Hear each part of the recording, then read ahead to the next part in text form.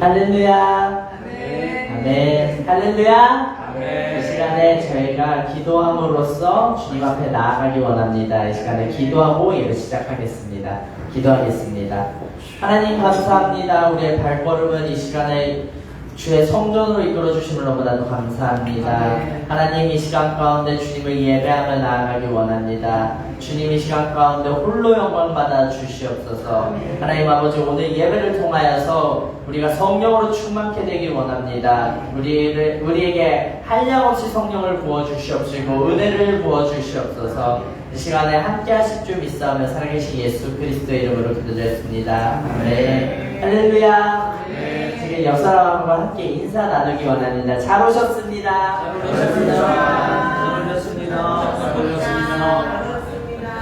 한 번 더 인사하기 원한다. 오늘 은혜 많이 받읍시다. 저희가 은혜를 사모함으로 이 자리에 나온 줄 믿습니다. 아멘. 지금 사순절 기간을 저희가 지내고 있는데 이 사순절 기간 동안에 우리가 얼마나 하나님 앞에 감사함으로 삶의 예배를 드리고 있는지 우리가 한번 생각하면서 오늘 예배하며 나아갔으면 좋겠습니다. 하나님께 우리가 최고의 감사를 드리는 사순절 기간이 되길 원합니다. 이 시간에 함께 주님 앞에 감사함으로 찬양하며 나아가길 원합니다.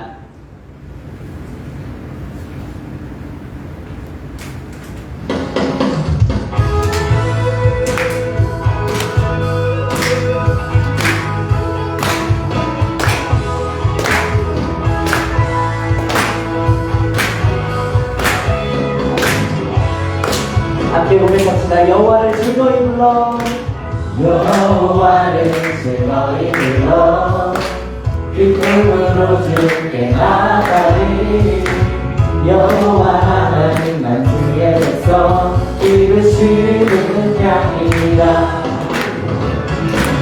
여호와를 즐거이 불러 기쁨으로 주께 나가리 여호와 하나님만 주의 백성 기르시는 양이라 감사함으로 주를 높이며 그 문에 들어가서 찬송함으로 그 이름을 송축할지 감사함으로 주를 높이며 그 문에 들어가서 찬송함으로 그 이름을 송축할지어다 여호와를 즐거이 불러 여호와를 즐거이 불러 기쁨으로 주께 나가리 여호와 하나님만 주의 백성 기르시는 양이라 여호와를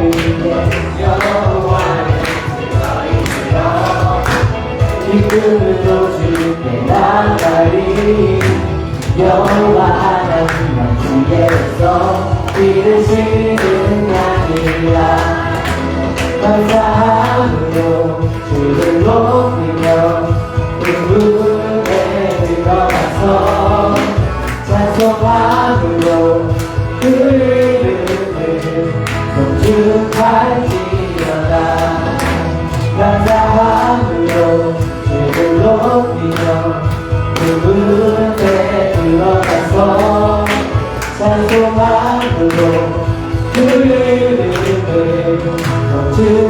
송축할지어다 주의 선함과 인자하심이 영원하고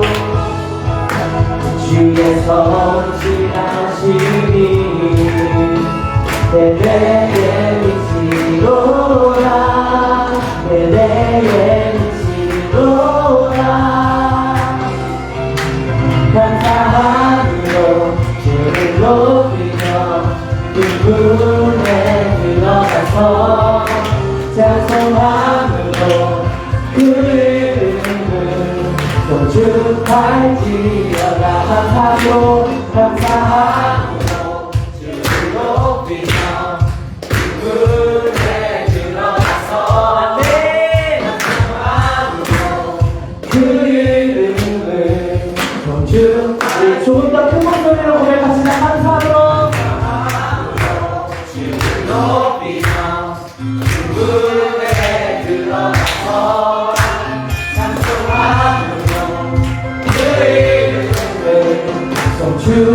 축하할지어다 감사함으로 주를 높이며 군부에 들어가서 찬송함으로 그 이름을 축하할지어다 축하할지어다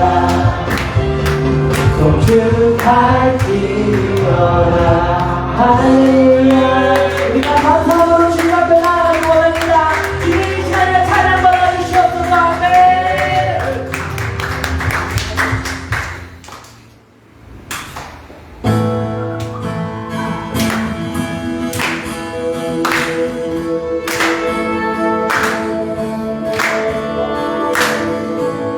주님의 찬양 공유의 강물을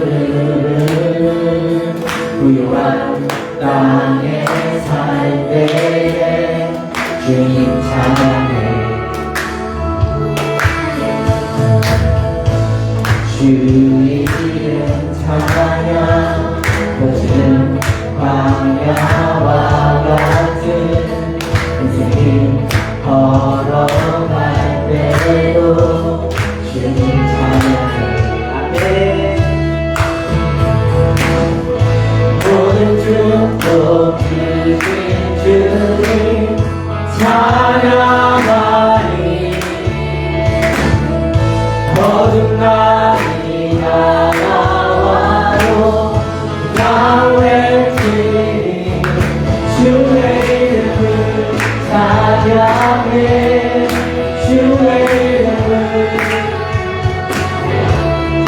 주의 이름을 찬양해 영화로운 주 이름 찬양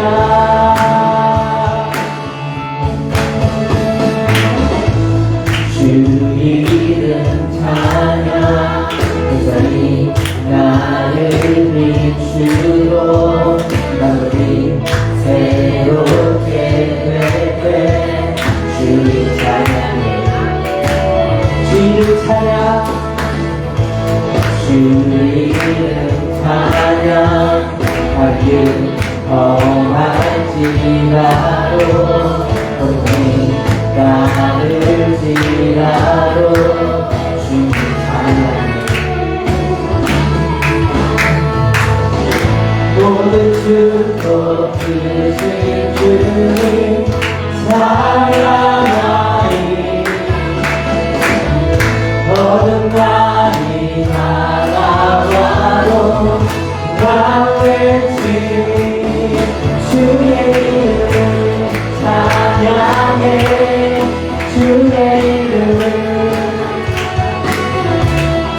주의 이름을 찬양해 영화로운 주 이름 찬양 주의 이름을 찬양해 주의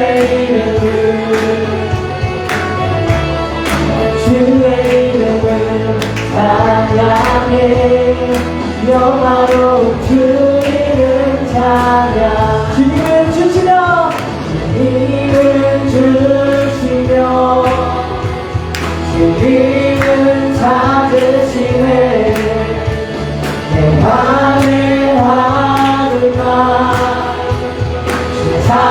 찬양하니 주님을 주시며 주님을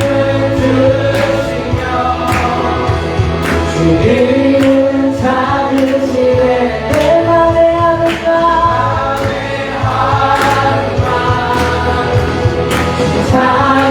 찬양합니다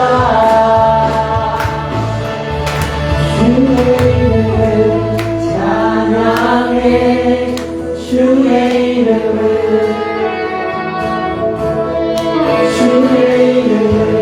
찬양해 영화로운 주 이름 찬양 주의 이름을 찬양해 주의 이름을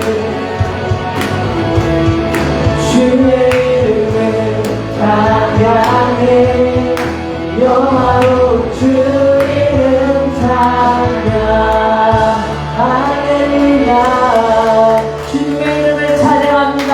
주님 홀로 영광 받아주시옵소서. 아멘. 이 시간에 이 찬양을 마지막으로 저희가 예배를 기도로 준비하며 나아갔으면 좋겠습니다.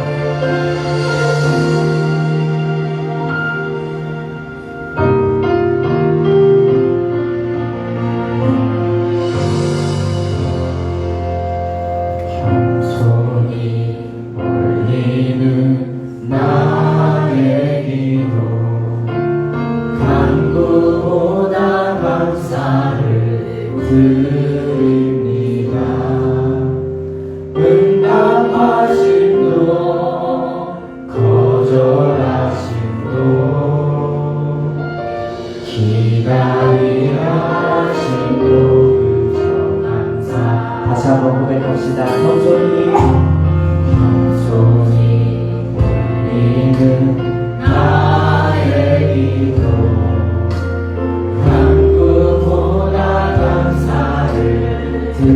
드립니다. 응답하심도 거절하심도 기다리하심도 그저 감사. 감사 위에 감사를 덮을 때 은혜 위에 은혜가 쌓이네. 모든 일에 감사 모든 순간에 그리 아니하실지라도 감사. 우리 함께 고백합시다. 간절히 올리는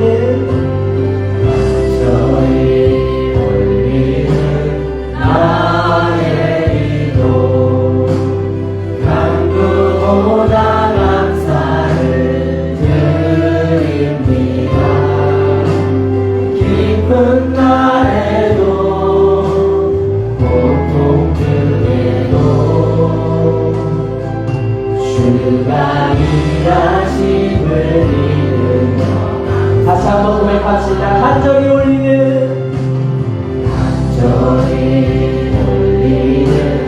나의 기도 간구보다 감사를 드립니다. 기쁜 날에도 고통 중에도 주가 일하심을 믿으며. 우리 두 손 들고 함께 고백합시다. 감사 위에 감사를 덮을 때 은혜 위에 은혜가 쌓이네. 모든 일에 감사 모든 순간에 그리 아니하실지라도 감사 위에 감사를 감사 위에 감사를 덮을 때 은혜 위에 은혜가 쌓이네. 모든 일에 감사 모든 순간에 그리 아니하실지라도 감사 위에 감사를 덮을 때 감사 위에 감사를 덮을 때 은혜 위에 은혜가 쌓이네. 은혜 위에 은혜가 쌓이네. 모든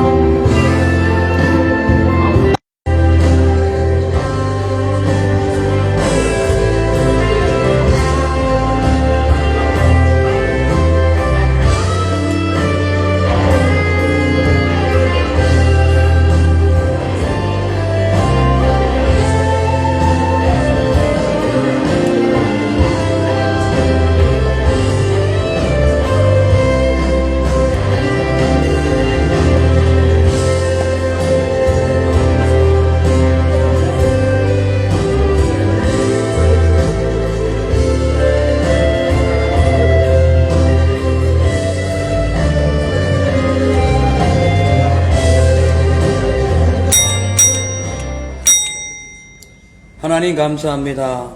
감사 위에 은혜 위에 성령이 덮여지고 저희들의 삶에 아버지의 사랑이 충만하게 하여 주옵소서. 감사합니다. 이 예배 드리는 첫 시간부터 마치는 시간까지 주님 홀로 영광받아 주옵소서. 살아계신 예수님 이름으로 기도합니다. 아멘. 할렐루야. 아멘. 하나님 말씀 봅니다. 전도서 10장 16절로 20절 말씀입니다. 전도서 10장 16절로 20절입니다. 제가 읽어드리겠습니다. 왕은 어디고 대신들은 아침에 연락하는 이 나라여 화가 있도다. 왕은 귀족의 아들이요 대신들은 채아리함이 아니라 기력을 보호하려고 마땅한 때에 먹는 이 나라여 복이 있도다. 게으른즉 석가래가 퇴락하고 손이 부러진즉 집이 새느니라. 잔치는 희락을 위하여 베푸는 것이요 포도주는 생명을 기쁘게 하는 것이나 돈은 검사에 응용되느니라. 심중에라도 왕을 저주하지 말며 침방에서라도 부자를 저주하지 말라. 공중의 새가 그 소리를 전하고 날 짐승이 그 일을 전파할 것임이니라. 아멘. 할렐루야. 아멘. 우리 하나님 어제 오늘이나 영원토록 살아계시고 우리와 함께 하실 줄로 믿습니다. 아멘. 이 시간 예배를 통해서 주의 은혜와 사랑이 충만하시기를 바랍니다. 오늘 저는 이제 전도서 10장 전체를 이제 마무리하려고 하는데 준비하다 보니까 분량이 상당히 많아요. 그래서 어떻게 될지 모르지만 최대한 오늘 마무리하도록 하겠습니다. 지난 시간에는 전도 10장 12절에서 15절에 있는 내용을 통해서 우매자의 입술 그렇게 말씀을 드렸는데 오늘은 이제 16절에서 20절 말씀을 통해서 지혜로운 왕과 우매한 왕이라는 제목으로 말씀을 전합니다. 오늘 이 본문 말씀은 이 지난주와 이렇게 서로 연결되는 부분인데요. 지난주에는 개인적이고 소극적인 내용이었다면 오늘은 이렇게 거국적으로 대중적인 의미로 이렇게 말씀이 또 이렇게 증거되고 있음을 알게 됩니다. 이 지구에는 수많은 왕들과 통치자들이 있고 그들을 통해서 수많은 나라가 세워지기도 하고 망하기도 했습니다. 지금도 마찬가지죠. 근데 여러분 온 천하를 지배하고 왕을 세우고 또 나라를 세우고 망하게 하는 이 모든 일을 하시는 분은 만왕의 왕 우리 예수 그리스도다 이렇게 성경을 말씀하고 있습니다. 삼일째 하나님에 대해서 우리 한번 배우셨죠. 예수님 하면 그 삼일체로는 하나님이 되는 거지. 그래서 뭐 예수님 말씀했다고 꼭 하나님을 안 해도 똑같이 적용된다는 것을 우리가 알아야 됩니다. 이사야 37장 16절에 보면은 그 당시에 그 히스기야가 이렇게 기도합니다. 그룹 사이에 계신 이스라엘 하나님 만군의 여호와여 주는 천하 만국의 유일하신 하나님이시라. 주께서 천지를 조성하셨나이다 이렇게 말씀합니다. 이 말씀은 북이스라엘을 멸망시켰던 그 당시에 거대 제국이었던 아수르 왕 산헤립이 그의 장관 랍사게를 이제 히스기야 왕에게 보내가지고 여호와의 이름을 해방했을 때에 그 히스기야 왕이 하나님께 대해서 기도드렸던 내용이 오늘 본문 말씀입니다. 이 히스기야의 기도 내용대로 천지를 창조하신 하나님, 나라를 세우고 허물으시는 하나님께서 그 유다를 공격하러 왔고 하나님의 이름을 해방했던 그 아수르 군대 18만 5천 명을 그날 밤 천사를 보내가지고 순식간에 다 제거하게 됨으로써 유다 나라가 승리를 하게 되죠. 그래서 우리가 어떤 상황에서도 만왕의 왕 우리 하나님을 의지하고 전진하면은 이 사망에서 영생으로 옮겨질 줄로 믿습니다. 자, 그래서 히스기야 왕처럼 인생의 위기가 왔을 때에 여러분 우리가 하나님께 물어봐야 됩니다. 하나님께 기도해야 됩니다. 하나님의 도움을 구하면 그때부터 하나님의 역사가 우리를 통하여 나타나게 됩니다. 반대로 산헤립 왕처럼 자기가 뭐 대단한 능력이 있어서 나라를 건축한 걸로 알고 하나님을 해방하고 자기 마음대로 살아가다가는 자기 아들의 칼에 찔려 죽는 나라가 망하는 그런 사태를 겪게 된다는 사실을 우리가 알아야 됩니다. 자, 그래서 오늘은 어떤 왕이 지혜로운 그런 나라를 만들고 어떤 사람이 우매한 나라를 만들게 되는지 알아봅니다. 첫째로 왕이 어려서 정치 경험과 분별력이 부족하고 또 그 나라의 그 장관, 이 대신들이 육신의 정력을 추구하면 그 나라는 불행하게 되고 화가 나타나게 된다고 말씀합니다. 16절을 보니까 왕은 어리고 대신들은 아침에 연락하는 이 나라여 화가 있도다, 불행하다 이런 뜻이에요. 왕을 의미하는 이 말라크는 이 법률에 의하여 제한받지 않는 최고의 권력을 가진 그 행정기관을 통치하는 왕을 의미합니다. 그러니까 일반적인 분봉왕이 아니고 거대한 제국의 왕이라고 볼 수가 있어요. 그리고 이 어리다는 말에 나아르라는 이 히브리어는 그 아기 혹은 소년 혹은 청년을 의미하는 말인가 동시에 지식과 또 지능과 경험과 또 사리 분별력이 부족한 사람을 의미합니다. 근데 여기 이 본문은 후자를 선택하고 있어요. 그러니까 이 왕이 어리다는 것은 나이가 어린 것을 얘기하는 게 아니에요. 왕이 어리다는 것은 정신적으로 분별력이 부족한 통치자를 의미합니다. 지적인 수준과 경험과 이러한 능력이 부족해서 이 정신적인 분별력이 없는 그런 왕. 이런 왕이 나라를 다스리면 그 나라에는 화가 있다라고 말씀하고 있어요. 이 말씀을 가정에 적용하면 가정의 최고의 권력기관은 바로 부모님입니다. 부모님이 그러니까 예를 들어서 부모님의 정신 연령과 지적인 수준이 낮으면 그 가정에 자라는 아이들의 인성과 인격 수준이 현저히 줄어들게 되고 그러다 보면은 분별력을 잃어버려서 시므온처럼 왕에게 대들다가 망하듯이 이 분별력이 없다 보니까 무조건 자기가 최고인 줄 알고 덤벼들다가 큰 코를 다치는 그런 일이 있다는 거죠. 이 말씀을 사회와 또 직장에 적용하면은 직장의 최고의 권력자는 회사의 오너입니다. 이 오너가 이렇게 분별력이 없어요. 경험이 없어요. 그리고 또 여러 가지 지능과 그 기술이 없어요. 그렇다면은 그 회사는 망할 수밖에 없는 거예요.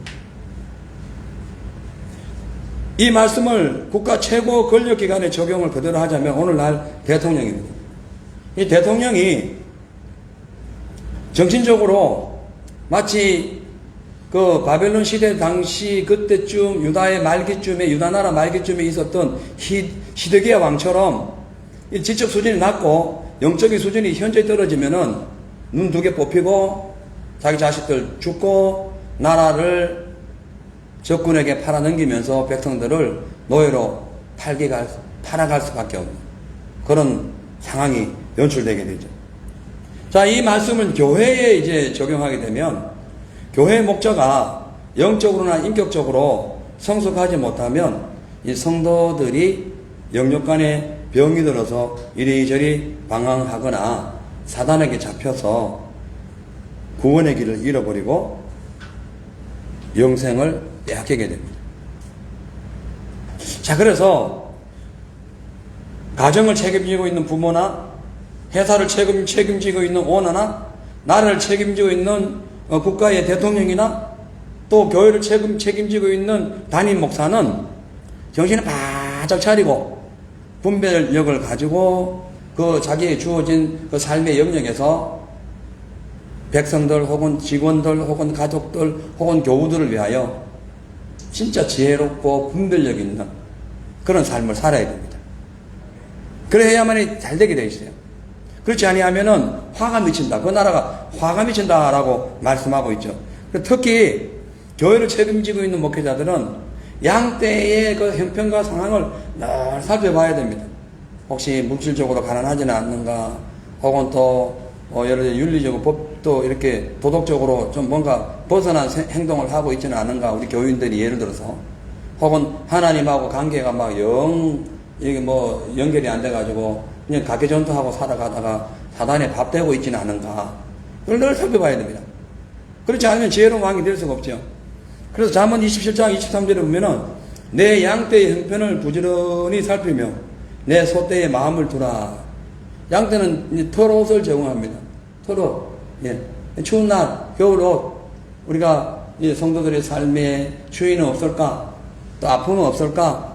어려운 점은 없을까? 위험한 일은 없을까? 늘 살피면서 중보기도 하는 것이 그 교회를 책임지고 있는 담임 목사의 사명입니다. 그래서 담임 목사는 늘 기도하고 말씀 전하는 일에 목숨을 걸어야 돼. 다른 거 절대 하면 안 돼. 다른 거 하려면은 목회자를 그만둬야 됩니다.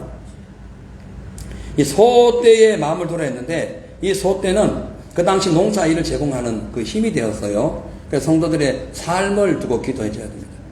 성도들의 삶이 잘 되고 있는가? 어려움 당하고 있지는 않은가? 뭐 예를 들어서 뭐 렌트비는 잘 내고 있는가?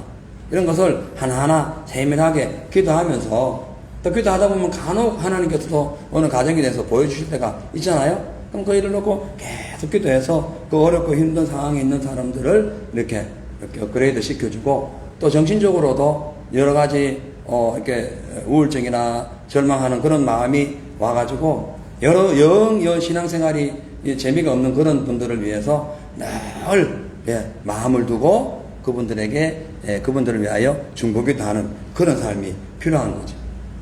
이것이 바로 주의 종이 할 일이라는 겁니다.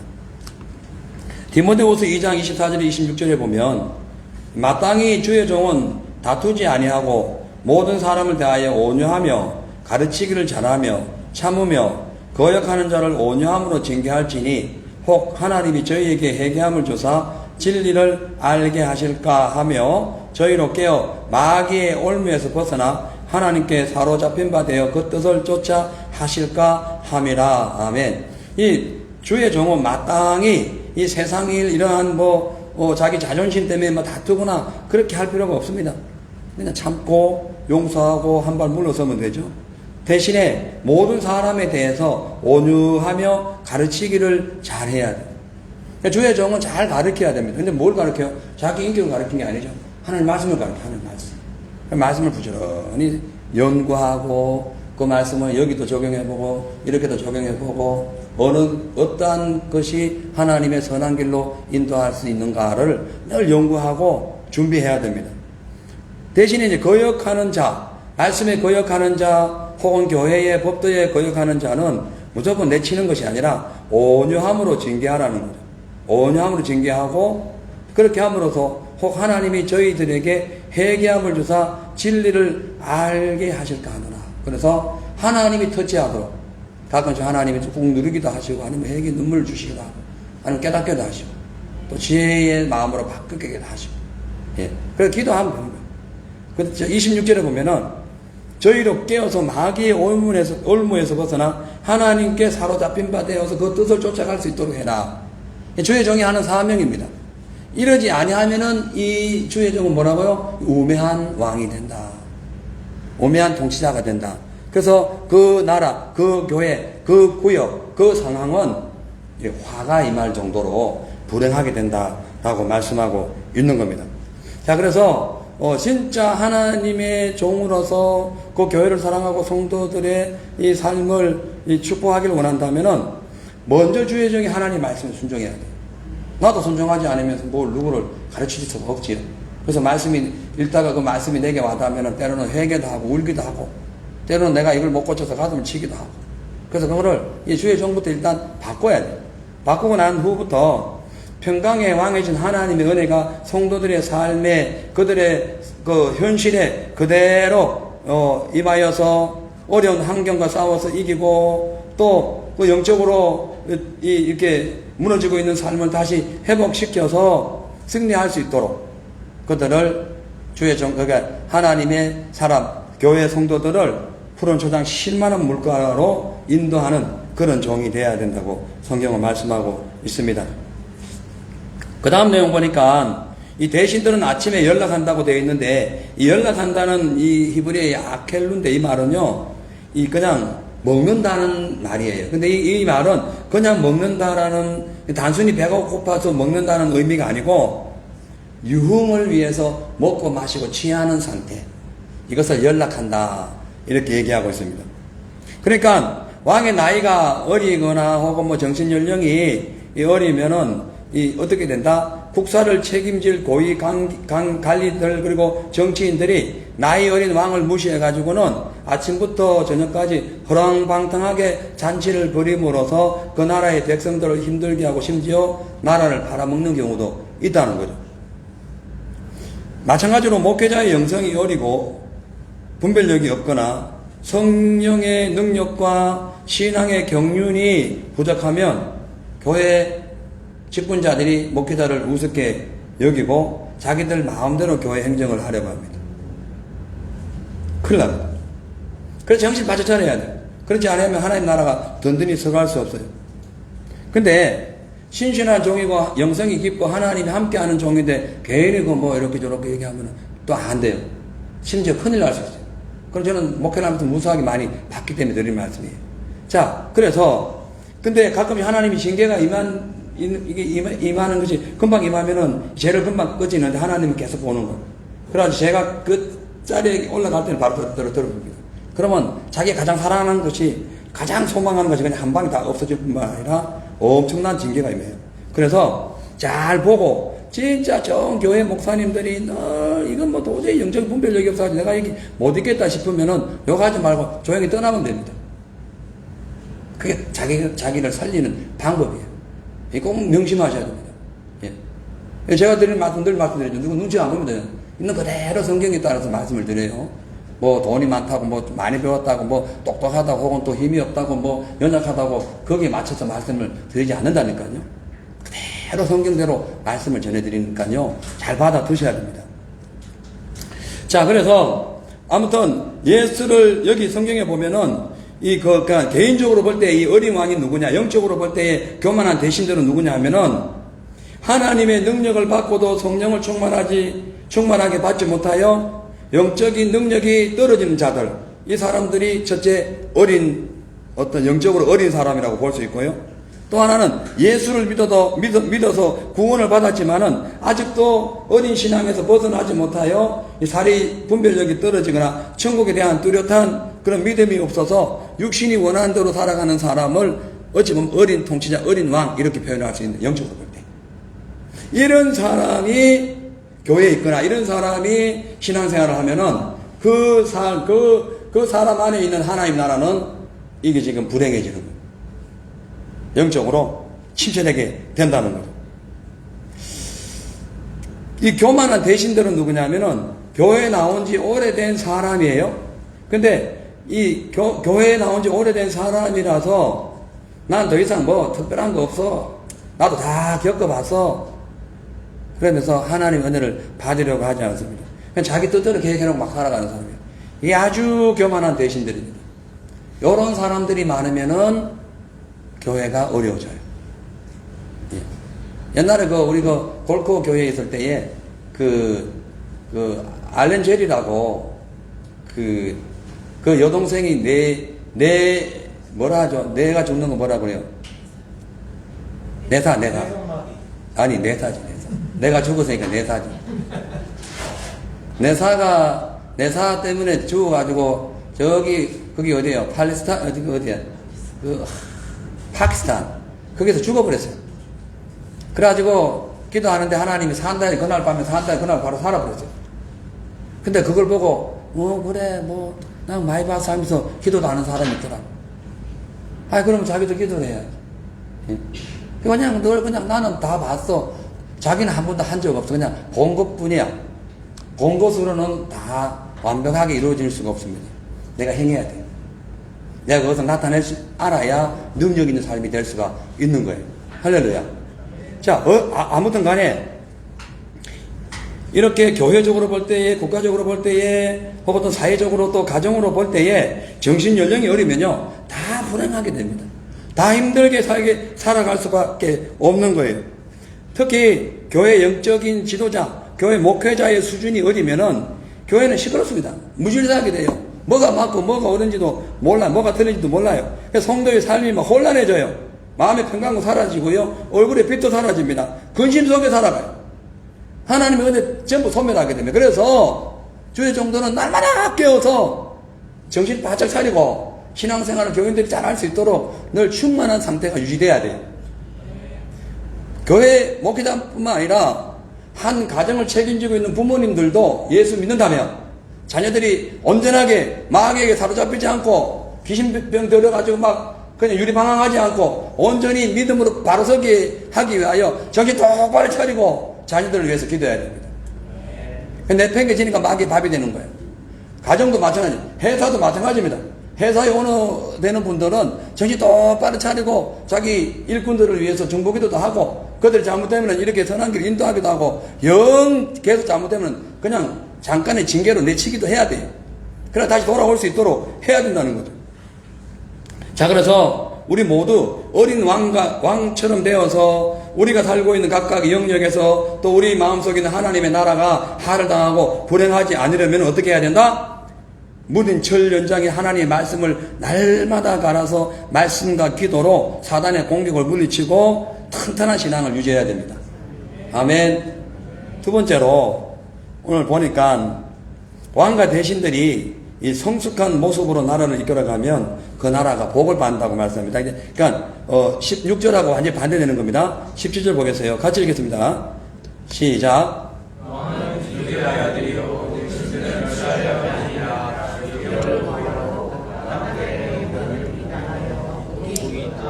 아멘. 여기서 왕은 귀족의 아들이요 했을 때에 이 귀족의 아들이라는 것은 왕이 그냥 단순히 높은 지위에 있는 귀족의 아들이라는 뜻이 아니고 왕의 생각과 행동과 인품이 아주 높아가지고 그 귀족들을 섬기는 것을 의미하는 거예요. 이 번호가 원어의 의미가 그래요. 그러니까 지금 왕은 귀족의 아들이 했을 때 이 왕이 귀족의 아들이라는 뜻이 아니라니까요. 귀족의 품이 있는 귀족들은 아주 품위 있게 살잖아요. 그 품이 있는 귀족의 아들처럼 그 왕 자체가 인격과 행동과 생각이 아주 품위가 높다는 거예요. 그래가지고 항상 남을 나보다 높이고 대신들을 종처럼 부리는 것이 아니라 대신들을 존경하고 높이고 그들을 늘 자랑하는 왕, 이렇게 표현할 수 있어요. 따라서 이 훌륭한 왕은 어떻게 합니까? 타인의 인격을 존중하고 또 그들의 지혜와 지식을 인정함과 동시에 인품이 높고 지식이 뛰어나고 생각이 풍성한 사람들을 정부 각 기관에 잘 배치함으로써 국민들이 잘 살고 나라가 부강하게 되는 거죠. 맞죠? 마찬가지로 이 가정과 사회와 국가 나아가서 교회가 온전해지려면은 그 책임자가 그 지도자의 인격이 품위가 있어야 된다. 온유해야 돼. 자비하고 양선하고 늘 절제하고 하나님 말씀 앞에 늘 충성하고 오래 참고 할렐루야. 예. 늘 희락, 천국의 희락을 즐거워하면서 양순한 그런 마음이 돼야 됩니다. 가정을 잘 다스린 대표적인 인물 중에 그 레갑의 후손, 레갑과 그의 후손들이 있습니다. 이 레갑과 그의 후손들은요, 예레미야 35장에 나오고요, 열왕기하 10장 15절에 나오는데, 이 레갑이라는 사람은 그 당시에 북이스라엘 왕조를 이루었던 예후와 함께 그 나라를 통치하고 그 바알 선지자, 바알 신을 믿는 제사장들을 모조리 다 죽이고 정치를 했던 사람이에요. 대신이에요. 대신. 그런데 이분이 나중에 예후가 너무 폭력적으로 변하니까 정치를 그만두고 낙향합니다. 그 시골로 가요. 가서 그때부터 술을 끊습니다. 왕이 좋아하는 그 여자 끊고요. 그 다음에 그 왕궁 같은 그런 화려한 그 집을 짓지 않습니다. 이것을 자기 후손들에게 그대로 전해줬는데 레갑의 후손들이 자자손손 살아오면서 그대로 순종을 해요. 그래가지고 그 북이스라엘에 의해 가지고 남유다가 완전히 폭삭 주저앉는 상황에서도 레갑의 후손들은 살아납니다. 이 무엇을 의미할까요? 부모님은요, 자식들에게 재산을 물려주려고 하지 마십시오. 은행에 돈을 물려주려고 하지 마세요. 부모는 자식들에게 재물이나 가옥이나 뭐 전토를 더 많이 물려주려고 하지 마시고 천국을 물려주기 위하여 신앙교육 잘 시켜야 됩니다. 늘 말씀 있게 하고요. 정해진 시간에 기도하게 하고요. 학교에서 어렵고 힘들 때에 혹은 시험 치다가 혹은 공부하다가 뭐 잘 안 풀릴 때에 짜증내고 막 인간적으로 누가 물어보기 전에 하나님께 기도하고 하나님의 지혜를 구하는 그런 자녀로 키워야 됩니다. 아멘. 그리고 나라의 대신들을 잘 섬기고 지혜롭게 그 나라를 잘 다스렸던 대표적인 인물이 구약시대의 모세하고 다윗은 자기를 대적하고 위협했던 이스라엘 백성들을 위하여 중보기도 했고요. 고라 같은 그 대적자들을 위해서도 중보기도를 함으로써 하나님께서 그 다윗을 보고 모세를 보고 기뻐했다고 합니다. 그러니까 성지대로 한 게 아니라 내 생명책에 내 이름 빼더라도 저들을 용서해달라고 할 정도로 아주 온유한 사람. 그래서 이 모세는 그 온유함이 온 땅에 꽉 충만했더라 이렇게 말씀하고 있습니다. 또 다윗 역시 자기를 무시했던 사울 왕의 가족들을요 나중에 통일 왕국이 이루고 난 후에 전부 다 왕궁으로 불러다가 그 평생을 목에 살리는 그런 어찌 보면은 하나님의 사랑으로 충만했던 그런 왕이었습니다. 그 결과 그 나라가 거대한 왕국을 이룰 수가 있었던 거죠. 따라서 왕이 자신을 절제하고 분별력 있게 행동한과 동시에 정부 관료들을 잘 섬기고 또 나라의 법률을 솔선수범할 때에 행복한 나라가 되는 거예요. 아까 16절에 있는 내용과 완전히 정반대의 말씀이 되는 거죠. 마찬가지로 교회 목회자 역시 절대로 교만해서는 안 되고 교우님들을 진짜 하나님 섬기듯이 섬겨야 돼요. 반말이나 툭툭하고 그렇게 해서는 안 돼요. 물론 나이 어리면 반말 나오더라고요. 근데 집에 올 때 내가 반말하면 안 되지 했다가도 또 그냥 반말이 나오고. 왜냐하면 뭐 자식들 갖고 그러니까. 예. 그렇잖아요. 여기 우리 청년들은 거의 뭐 내 자식 수준이죠. 나이가. 그러니까 반말 나와요. 근데 여러분, 나이가 한 살이라도 내보다 한 살이 많은데 반말하면 큰일 납니다. 안 돼요. 예. 아무튼 반말이나 하고 막 그냥 무시하고 뭐 너까지 있게 뭐 어쩌고 이렇게 완전히 무시하는 어투로 얘기해서는 안 됩니다. 오히려 달란트에 있는 분들을 잘 섬기고 그분들이 적시적소에 교우들을 잘 가르치고 교회를 잘 리더하고 인도할 수 있도록 이렇게 올려주고 높여주고 이렇게 인정해줘야 돼요. 그래야 교회가 든든히 서갈 수가 있는 거죠. 사도 바울은 이렇게 고백합니다. 사도행전 20장 24절에서 27절 보면은 나의 달려갈 길이니까 곧 주 예수께 받은 사명 곧 은혜의 복음을 전하려 하면은 나의 생명을 조금 더 귀한 것으로 여기지 아니했다. 바울처럼 이렇게 주의 정도는 살아가요. 어찌 보면 오늘 이 말씀은 목회서신과 이렇게 비유될 수 있는 구약의 목회서신이라고 볼 수가 있죠. 그렇게 적용하자면 25절 보면은 보라 내가 너희 중에 왕래하며 하나님 나라를 전파하였으나 너희가 다 내 얼굴을 다시 보지 못할 줄 아노라. 그러므로 오늘 너희에게 증거하노니 모든 사람의 피에 대하여 내가 깨끗하니 이는 내가 끓이키지 않고 하나님의 뜻을 다 너희에게 전하였습니다. 아멘. 사도 바울은 목숨 걸고 복음을 전했고 교회에서는 하나님의 뜻을 끓이낌 없이 전했다는. 그래서 바울 서신을 보면은 이단에게 소속되거나 음란하고 막 이렇게 교회를 파괴한 자들에게는 아주 가차없이 저주를 퍼붓습니다. 그리고 그렇지 않은 자들에게는 이렇게 칭찬하고 높여주고 잘할 수 있도록 길을 열어주는 그런 서신에 보면 그런 내용이 많습니다. 마찬가지로 교회 지도자들도요, 교인들을 하나님의 말씀과 진리 안에서 잘 살아갈 수 있도록 늘 잘 깨우쳐야 됩니다. 그리고 하나님의 그 지혜와 총명이 뛰어난 분들은 항상 교회에 헌신할 수 있도록 길을 열어줘야 돼요. 그렇게 함으로써 이 모든 교회가 하나님 안에서 든든히 서가고 육신의 쾌락을 쫓아서 살아가는 것이 아니라 성령의 은혜를 따라서 쫓아감으로써 하나님 기뻐하시는 마지막 때의 신부의 모습을 준비하는 그런 귀한 교회가 될 수가 있다는 거죠. 세 번째로 여기 보면 이제 또 다른 내용이 나옵니다. 어리석고 우매한 왕과 부지런하고 똑똑한 왕에 대해서 설명하면서 그 차이점은 바로 게으름의 차이점이다라고 설명해요.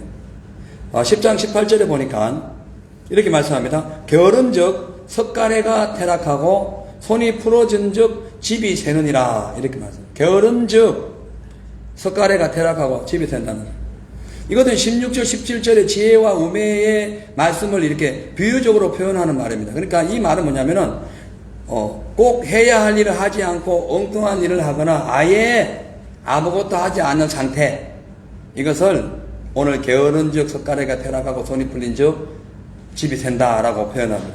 이 석가래가 퇴락한다는 말은요, 뚝뚝 떨어지다, 녹다, 부패하다, 이렇게 삭제되다, 뭐 그런 의미예요.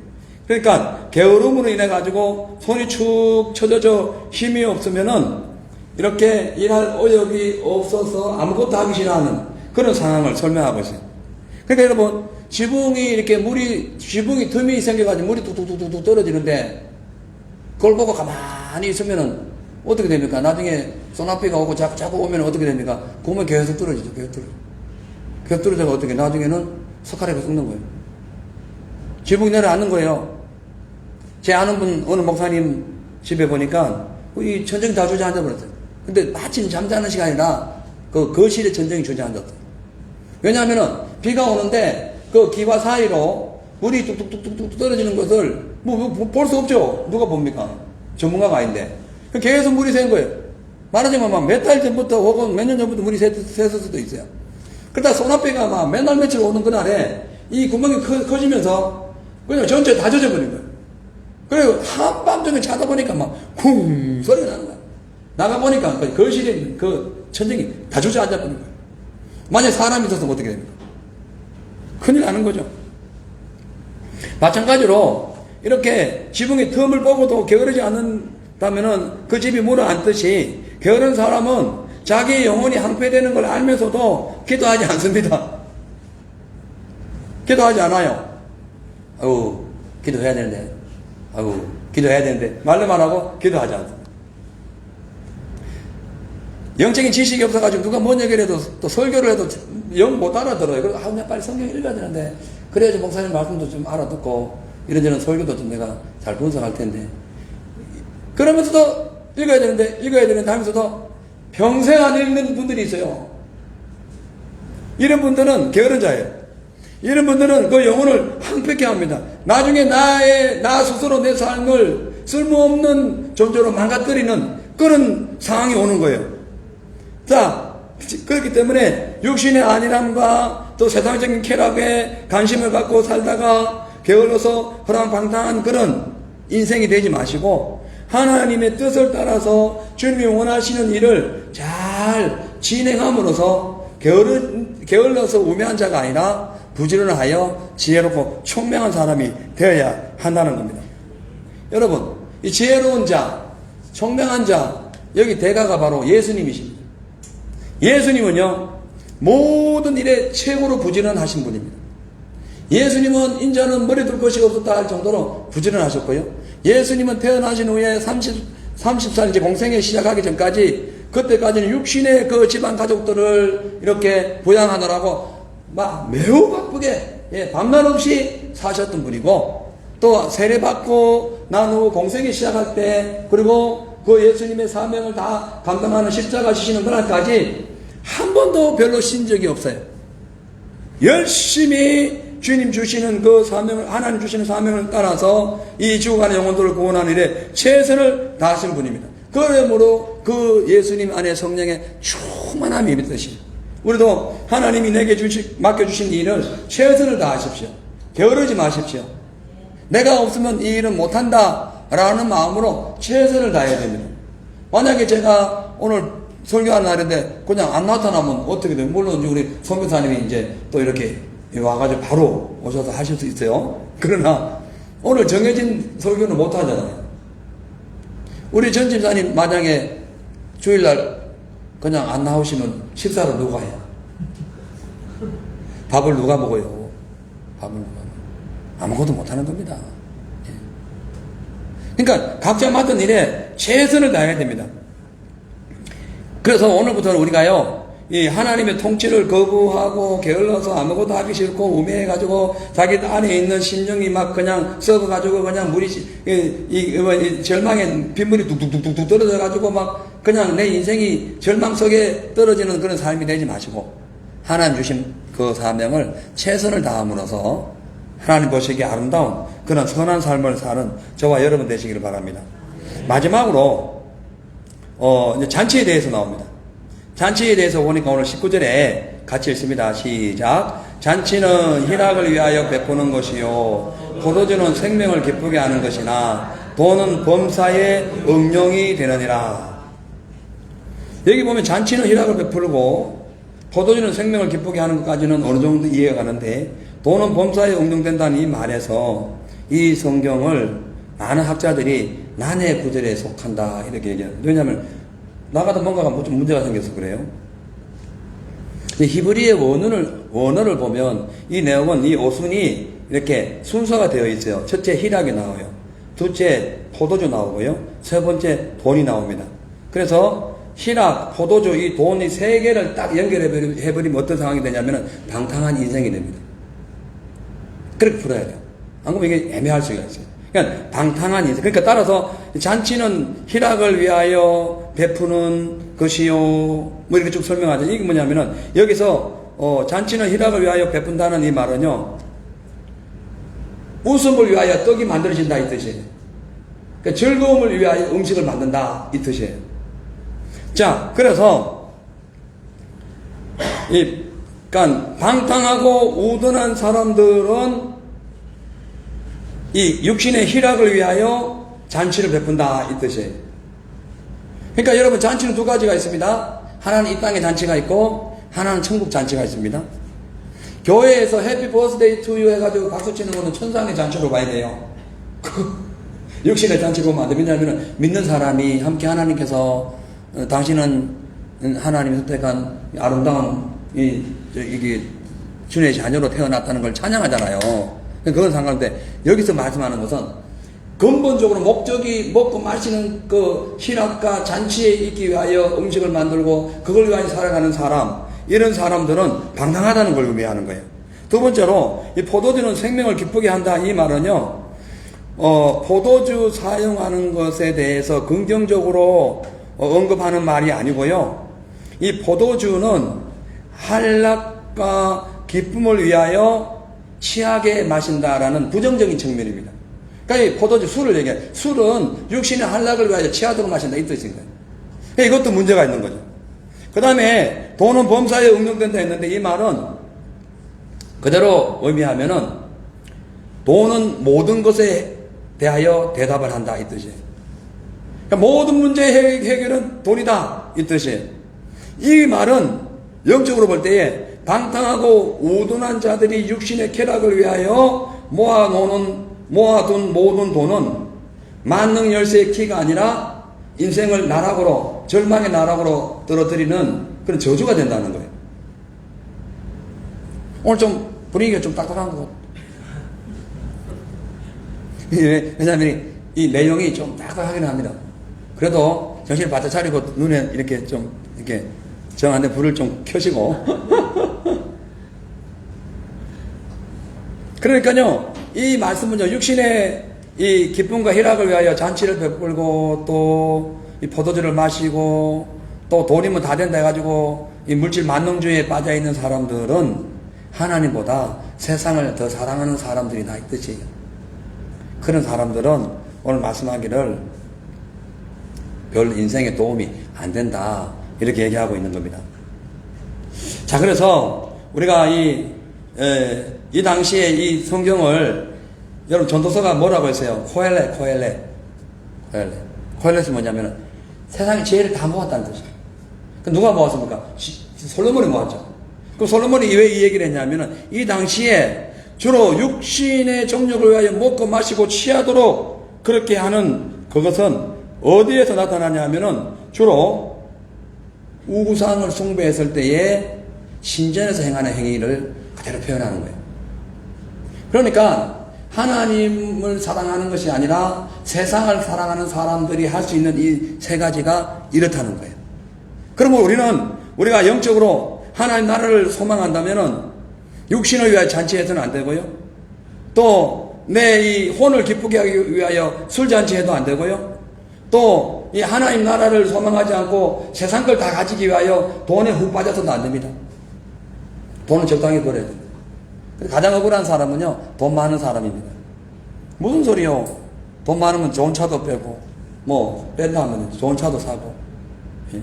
지금 저희 차 같은 경우는 뭘 하나 갈면은 또 뭐가 문제고 또 뭐 하나 갈면은 또 뭐가 문제고 너는 뭐 기아가 들어갔다 나갔다 들어갔다 나갔다 툭툭툭 치고 다시 또 가가지고 또 그 자문을 구해가지고 또 물건을 또 사다 또 끼우면은 그 제가 끼워. 왜냐하면 그 갖다 맡기면 돈이 비쌉니다. 그래서 보통 1시간 작업을 하죠. 작업하고 있고. 그러면 또 뭐가 문제고. 그때는 야 돈만 있으면 이제 하나 사면 되는데 그런 생각 많이 듭니다. 많이 들어요. 근데요 꼭 우리가 그럴 필요가 없는 것은 돈이 많은 사람일수록 억울하다는 거예요. 왜냐? 돈이 많은 사람일수록 죽을 때 억울하다는 거예요. 하나님께서 모든 사람들에게 공평한 은혜를 주신 것은 죽음입니다. 죽음. 가난한 사람은요 죽어도 억울하잖아요. 뭐 막말로 진짜 막말로 지옥 가나 지금 이렇게 사나 똑같다는 거예요. 가난한 사람은, 아주 가난한 사람은. 근데 돈 많은 사람은 어떻게 해요? 이걸 놔두고 가야 돼요. 두고 가야 돼. 그래 있을 때 시간 쓰는 겁니다. 시간 써요. 예. 저 같은 경우는 이제 교회 이제 사례비 200 받고 가끔 이제 그 교회 통장에서 생활 좀 써요. 뭐 음식도 사고 그러는데 그 외에 이제 센터링에서 300불 받아요. 그건 이제 십시 드리고 뭐 이렇게 하고 나면요. 그다음 또 헌금 드리죠. 뭐 절기 때마다 또 매월마다 헌금 드리고. 또 제가 이 통장을 관리하고 있으니까 가끔씩 몇 개월마다 한 300~400불씩 뻥긋 나요. 이게 뭐가 계산이 안 맞니 뻥긋. 내 돈 다 채워놓습니다. 지금까지 채워놓은 게 한 1200불 돼요. 근데 다시 맞지 말아야 되는데 계속 맞고 있지만 아무튼 그래요. 뭐가 문제인지 꼭 뻥긋가 나요. 그거 어떡합니까? 그거를 어떤 데는 보면 예를 들어서 이제 통장으로 들어올 때가 11조가 예를 들어서 뭐 헌금이 그러면 이분이 안 낼 때가 한 번씩 있는 것 같아. 그러면 그러니까 나중에 쌓이는 것도 600~700 뭐지? 아무리 계산해도 안 나고 그럼 제가 좀 갖다 냅니다. 제가 그렇게 했어요. 예. 아무튼 많은 돈이 아무리 많다고 해도 그것이 나를 기쁘게 할 수 없고요. 돈을 버는 자랑하지 말고 쓰는 자랑을 해야 되는 이유는요. 쓸 때 그렇게 기쁩니다. 돈을 쓸 때는 얼마나 기쁜지 몰라요. 그리고 그 돈을 써가지고 그 어떤 그 돈에 대한 가치를 누리는 그 상대방을 보면은 너무너무 기뻐요. 너무너무 기뻐요. 진짜 기쁩니다. 그래서 지난 3년인가 4년 전에는 진짜 우리가 어려울 때인데요. 저 필리핀에서 자동차가 없대는데 오토바이 4명 타고 교회를 간다나? 그 가다 한 사람이 떨어진대. 어이구, 어떡해. 오토바이에 4명 타고 가봐요. 1800불 끌어모아가지고 보냈습니다. 1800불 줬더니 그 필리핀에서 20년 된 자동차. 1800불을 보냈더니 필리핀에서 20년 된 자동차를 샀더라고. 그것도 며칠을 가가지고 막 가격을 깎아가지고 산 거래요. 예? 그렇게 차값이 비싼가 봐요. 그러고도 파스타 고맙다고 그러면서 하는 말이 화장실을 수리해야 되는데 한 800불 더 던데. 또 던데. 어떻게 해요? 또 한 몇 주 모았다고 또 200불 300불 또 보내주고. 근데 그렇게 함으로써 막 교회 사진을 보내주고 지붕이 또 날라갔다네. 교회 지붕이 날라갔대. 또 3, 4년 전 얘기예요. 또 모아가지고 그때 얼마야? 또 보내줬어요. 그래서 교회가 던져져서 쭉 연결돼가지고 교인들이 그 가난한 나라의 교인들이 한 60, 70명, 80명 되더라고요. 그 아이들이 모여가지고 막 율동하는 영상을 보여주는데 그게 막 내 세상 같아요. 그래서 여러분 이 돈은 범사에 응용되는 게 확실해요. 왜? 돈은 모든 것에 대해서 대답하기 때문에. 그러나 돈보다 더 중요한 것은 하늘의 보화입니다. 영생이에요. 그래서 우리 어릴 때 보면은 돈으로도 못 가요 하나님 나라. 뭐 아무것도 해도 못 갑니다. 믿음으로 가는 나라. 예? 영생은 믿음으로 얻는 거예요. 그래서 돈이 만능의 열쇠가 되는 것이 아니라 천국 문을 열고 닫는 것은 믿음이에요. 그래서 우리의 신앙생활은 이게 한락을 위하여, 기쁨을 위하여, 육신의 쾌락을 위하여 돈 모으고 뭐 잔치하고 술 마시고 그렇게 하면 안 됩니다. 특히 청년 때에 술 마시면 안 돼요. 내 영혼이 하나님의 응답을 딱 받을 때쯤에 술이 벌컥 들어와가지고는 헷갈리게 돼요. 오늘 여기서 기도해가지고 주의 영감을 받았습니다. 근데 내일 가가지고 술을 마셔버리면 이 영감이 술에 의해가지고 빙 돌아가본다니까. 술 먹으면 빙 돌잖아요. 그 절대로 술 마시면 안 됩니다. 왜냐하면 우리가 마시고 취하는 것, 육신의 즐거움, 이것은요 결코 하나님을 기쁘시게 하지도 못하고요, 그것은 일만하게 뿌리고요, 나아가서 하나님 나라를 유업으로 못 받기 때문에 그렇습니다. 고린도전서 6장 9절에서 10절에 보니까 불의한 자가 하나님 나라를 유업으로 받지 못할 줄을 알지 못하느냐, 미혹을 받지 말라. 음란한 자나 우상숭배하는 자나 간음하는 자나 탐색하는 자나 남색하는 자나 도덕하는 자나 탐남하는 자나 술 취하는 자나 부역하는 자나 토색하는 자들은 하나님의 나라를 유업으로 받지 못하느니라. 아멘. 하나님의 나라를 유업으로 못 받으면 지옥 가는 겁니다. 간단해요. 예. 지옥 가면 안 되죠. 자, 그래서 11절에 보면은 너희 중에 이와 같은 자들이 있더니 그 고린도 교회에 이런 교인들이 있었다는 거예요. 주 예수 그리스도의 이름과 우리 하나님의 성령 안에서 씻음과 거룩함과 어렵다 하심을 얻었다. 이거 완료형입니다. 현재 완료형이에요. 그러니까 과거에 이런 사람이 있었는데 변화되어 가지고 성령 충만함으로 인해 가지고 술 끊고 이런 거 이 윤리적으로 도덕적으로 문제 있는 거 이거 다 끊어버리고 성령의 씻음 안에서 거룩함과 어려우심을 그런 삶이 되었다. 이렇게 설명하고 있습니다. 그러므로 우리 예수 믿는 분들은 특별히 거룩한 삶을 살아야 돼요. 돈을 사랑하며 일만하게 뿌리가 되어서 마음의 양심을 찔러가지고 중리산이 하지 마시고 하나님 은혜 가운데 이게 윤리 도덕적으로 막 형편없이 살다가 주의 나라에서 뚝뚝뚝 떨어져가지고 마귀 세상으로 가면 안 되고 오직 거룩하심과 어려우심의 그 성령 안에서 그 깨끗함의 씻으심을 받아서 거룩한 나라를 소망해야 됩니다. 마지막으로 10장 20절에 보니까 어리석은 왕이든 지혜로운 왕이든 절대로 저주하지 말라고 얘기합니다. 심중에라도 왕을 저주하지 말며 침방에서라도 부자를 저주하지 말라. 공중의 새가 그 소리를 전하고 날짐승이 그 일을 전파할 것임이라. 이렇게 말씀합니다. 이 왕을 저주하지 말라. 왜 그럴까요? 왕에 대한 그 권위는 절대로 인정하는 겁니다. 그러니까요, 여기서 왕을 저주한다는 것도 무슨 의미냐면은 왕의 권위를 무시하고 반역하는 자, 이런 의미예요. 그러니까 이렇게 하지 말라는 거예요. 왜냐하면 세상의 모든 권위는 로마서 13장에 있는 말씀대로 누구로부터 와요? 하나님으로부터 옵니다. 그래서 불의한 왕이나 어리석은 왕이라고 함부로 저주하거나 비방하면 안 돼요. 그것은 곧 하나님의 권위에 도전하는 겁니다. 왕이 어리석거나 또 불의하거나 악하면요, 위에서 기도해 줘야 됩니다. 그렇게 해야 돼요. 뭐 자기 무슨 독립투사인 것처럼 막 욕을 퍼버가면서 왕을 저주하면 안 됩니다. 특히 목회자는 사람들을, 군중들을 선동해가지고 막 그냥 나라를 막 대적하고 역설하고 이러면 안 됩니다. 왕이 어리석하더라도, 어리다 하더라도, 또 혹은 불의하다 할지라도 그들을 위해서 기도해야 됩니다. 아멘. 자, 이제 우리 삶에 돌아옵니다. 자, 아내가 볼 때 남편이 좀 어리석해요. 좀 바보스러울 때도 있어요. 그때에 무시하지 말라는 거예요.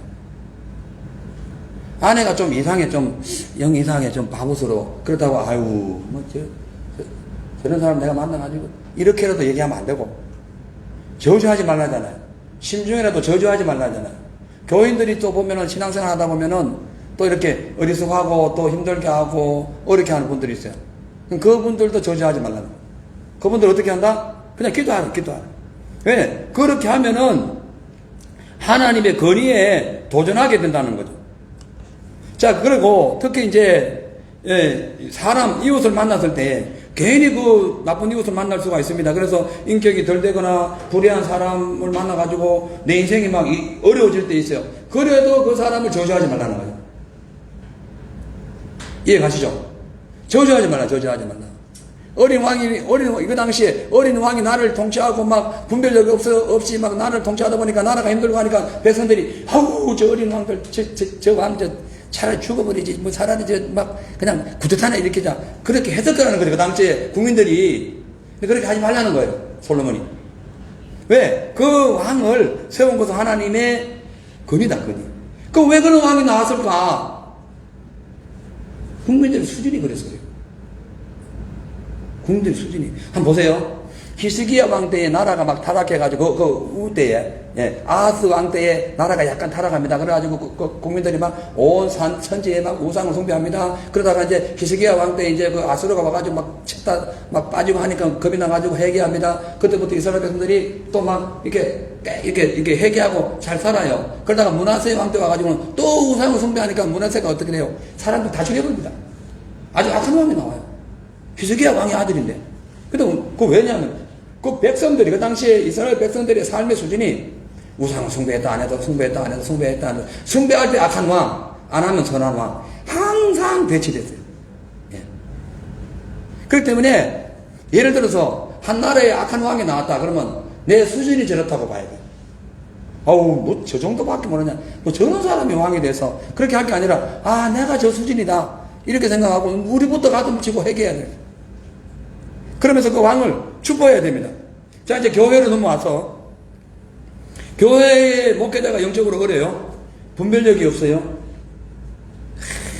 저 모양이냐고, 무슨 목사가 돼가지고 그것도 모르냐고 그러면 안 돼. 네 수준은 어떠니? 이러면 뭐 어떻게 안 돼? 네 수준은 할 말 없습니다. 예. 근데요 성경적이지 않거나 혹은 아주 그러니까 천성이 못 돼버린 그런 죄 정도도 있어요. 그렇다 할지라도 절대 저주는 하지 말라. 저주하지 말고 위에서 기도해라. 그래야 그 복이 내게 온다 라고 말씀하고 있습니다.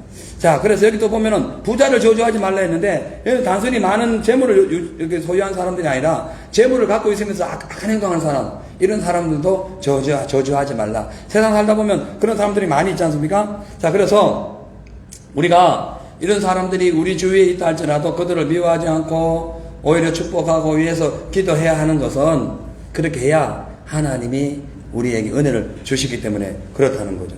자, 이제 이 말씀 보고 이제 말씀 마칩니다. 로마서 12장 17절에서 20절을 보면은 아무에게도 악으로 악을 갚지 말고 모든 사람 앞에서 선한 일을 도모하라. 할 수 있거든 너희로서는 모든 사람으로 더불어 평화하라. 내 사랑한 자들아, 너희가 친히 원수를 갚지 말고 진노하심에 맡기라. 기록되었을 때 원수 갚는 것이 내게 있으니 내가 갚으리라. 고 주께서 말씀하시느니라. 내 원수가 줄이거든 먹이고 목마르거든 마시오라. 그리하면 내가 숯불을 그 머리에 쌓아 놓으리라. 아멘. 우리 성도들은 이렇게 살아가야 됩니다. 내 마음에 안 들고 내 생각대로 안 되고 내 뜻대로 안 되는 사람이 그 사람 때문에 내가 힘들고 어렵다고 그 사람들을 막 저주하고 막 무시하고 그냥 막 욕하고 그렇게 하지 마시고 하나님께 다 맡기고 오히려 그들에게 더 좋은 일을 해야 돼. 그 대표적인 인물이 누구예요? 대표적인 인물이 많이 있죠. 요셉. 그 형들을 생각하면 그만 당장 어떻게 막 생각해보세요. 형 때문에 얼마나 고생을 했는데. 근데 다시 한번 봅시다. 네가 그 형 때문에 국무총리가 됐다. 하나님 말씀은. 하나님 말씀. 여러분, 요셉을 팔았던 10명의 형제들이 애굽에 가서 요셉을 만났을 때에 요셉은 그들을 알았어요. 그쵸? 나중에 요셉의 형들이 요셉을 압니다. 자, 그러면 우리 한번 질문해 볼게요. 그 당시에 서로가 몰랐다가 존재를 알게 되었을 때 누가 먼저 놀랐겠냐? 누가 더 크게 놀랐겠냐? 저는 요셉이라고 생각해요. 형들이 더 놀라지 않았거든.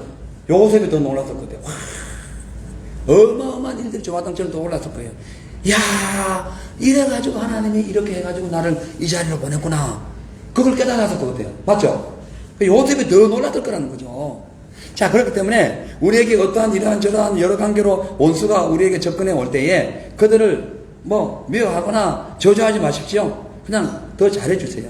요새처럼 형제를 더 이렇게 부양했듯이 더 잘하면 그 형제들의 머리에 숯불을 올려놓습니다.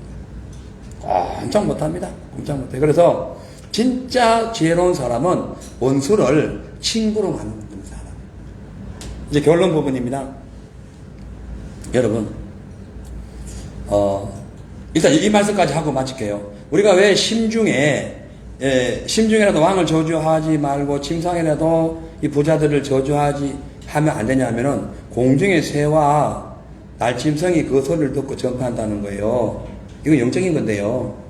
공중 것을 잡은 사탄, 날짐승 귀신들이 우리가 남을 저주하고 남을 막 이렇게 흉보고 그러면요, 이것들이요, 우리를 공격합니다. 왜? 사탄은 죄를 통해서 오기 때문에 그래요.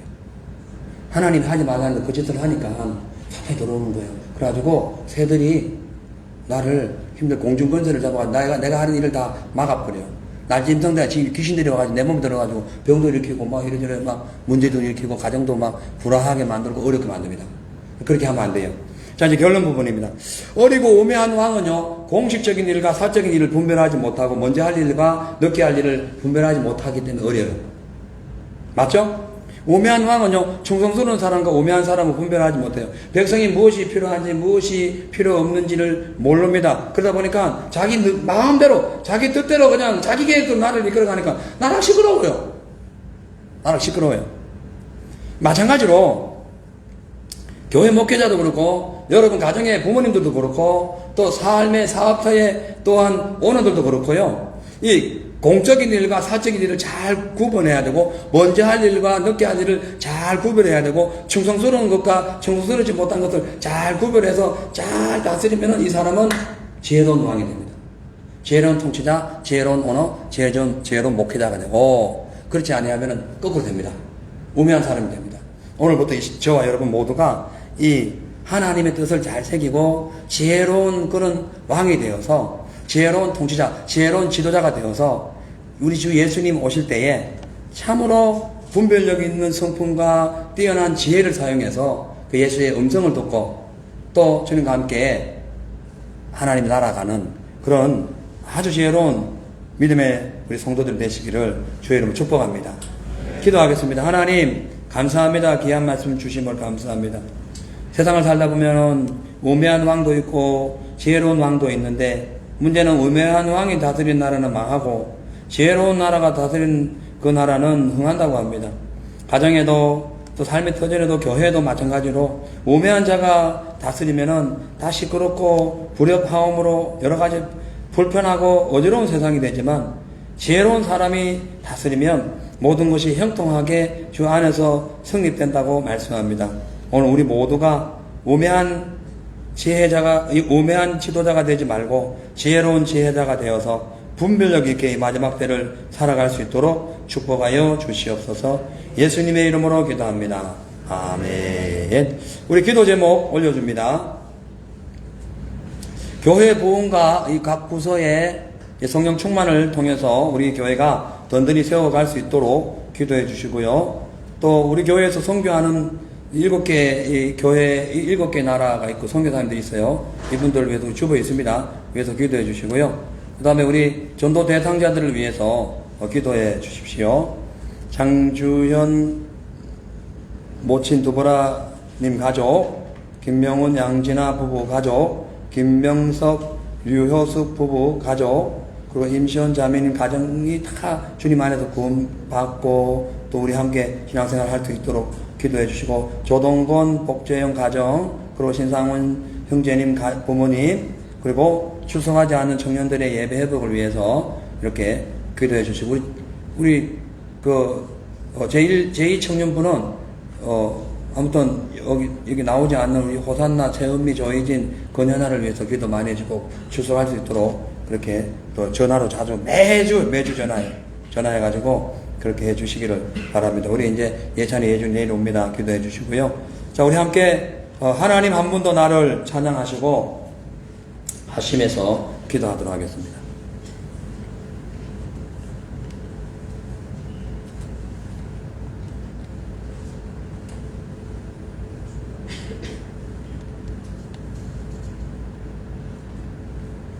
이 찬양 부르신 난 후에 합심해서 기도합니다.